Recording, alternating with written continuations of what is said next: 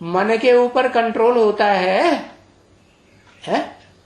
मन के ऊपर कंट्रोल नहीं कर पाते। कौन हुआ मन?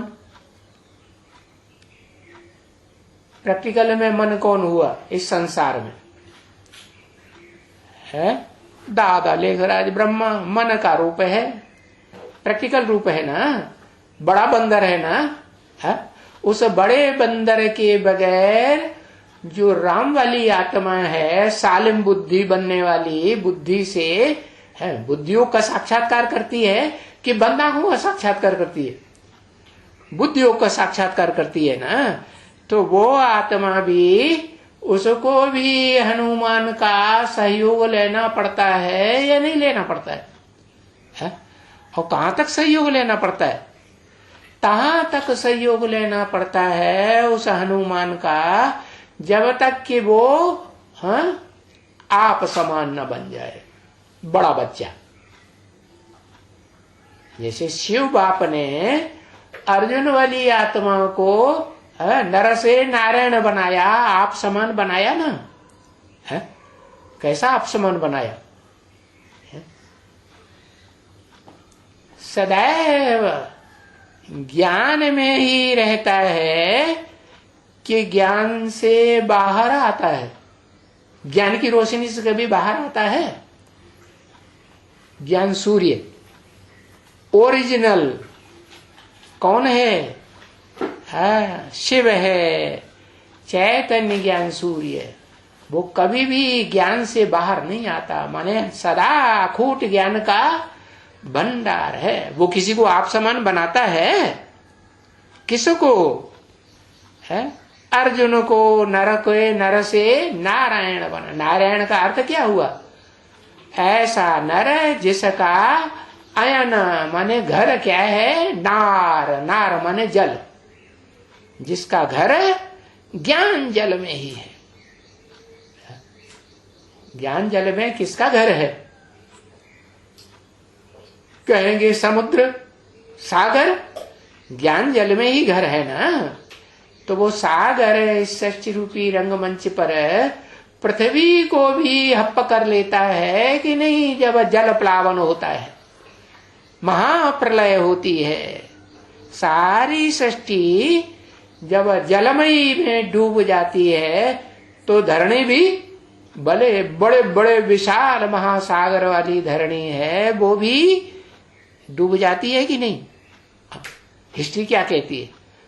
हिस्ट्री के पास, मनुष्यों की हिस्ट्री के पास 2500 साल पहले कोई हिस्ट्री है जिसमें कोई देश इस सृष्टि पर रहा हो? कहेंगे एक जम्बू द्वीप सुना जाता है, वो ही था पुराने ते पुराना।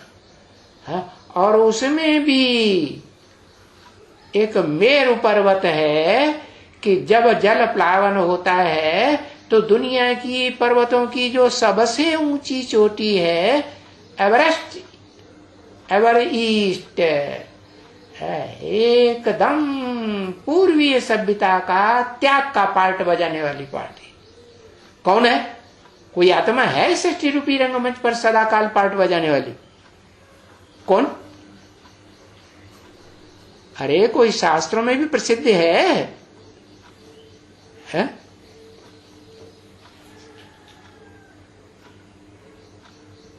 ब्रदन छेटी,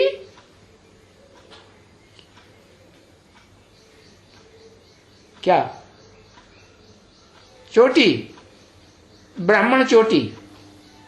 ब्राह्मण चोटी के लिए शास्त्रों में लिखा है कोई ब्राह्मण चोटी है? ब्राह्मण चोटी तो जो ब्रह्मा का पुत्र सबसे बड़ा, वो तो सनत कुमार है, उसका शास्त्रों में तो कोई गायन नहीं है। क्या कि भाई जलमयी हुई तो सनत कुमार बच गया? और बाबा ने तो मुरलियों में बता दिया कि शास्त्रों में तो लिखा है मृकंड ऋषि थे जो मरने में ही बड़े प्रसन्न होते थे। अब मरा शरीर से जाता है कि बिना शरीर के मरा जाता है? शरीर से मरना होता है, शरीर से ही जीना होता है इस दुनिया में। तो एक मकरंद ऋषि का यादगार है कि वो शरीर से मर गए माने शरीर को स्मृति मात्र से याद करना छोड़ दिया, मन बुद्धि से भी याद नहीं किया। तो मकरंद ऋषि की आत्मा कौन हुई है? वही शंकर के लिए दिखाया जाता है, जो घड़ी घड़ी याद में बैठ जाते हैं। किस याद में? मैं ज्योति बिंदु आत्मा हूं। मैं आत्मा किसकी संतान? वही निराकारी शिव जो सदा शिव है, सदा ज्योति है, सदा निराकारी है, मैं उसकी संतान हूं। तो मकरंद ऋषि हो गया ना, हुआ कि नहीं? मकरंद ऋषि हो गया। अगर सदैव बुद्धि में क्षणे क्षणे सेकंड सेकंड 24 घंटे ये स्मृति रहे कि मैं देह नहीं हूं, मैं क्या हूं? मैं तो ज्योति बिंदु आत्मा हूं। तो देखो, उस मकरंद ऋषि कहो या उस सनत कुमार योगीश्वर कहो, जो योगियों का ईश्वर कहा जाता है। अरे ईश्वर तो सबसे ऊंची चीज है ना, तो जो सबसे ऊंचा है, ऊंचते ऊंच वो एक होगा या 2-4 होंगे? एक ही होगा ना। अब शास्त्रों में तो लिख दिया, शास्त्रकारों ने, दाढ़ी मूछ वालों ने लिखा, ऋषि मुनियों ने लिखा, या भगवान ने लिखा?